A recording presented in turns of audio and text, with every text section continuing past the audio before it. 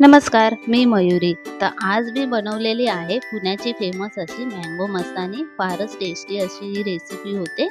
चला तर मग सुरुवात करूया. सुरुवातीला मी 2 मँगो घेतलेले आहे. त्यामध्ये मी 4-5 आईस क्यूब, 1 कप दूध, 3 चमचे साखर टाकलेली आहे. आता याला आपण ब्लेंड करून घेऊया.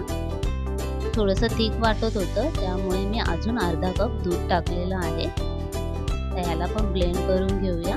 त्यानंतर ग्लासमध्ये काढून वरती आपल्याला व्हॅनिला आईस्क्रीमने गार्निश करून घ्यायचं आहे.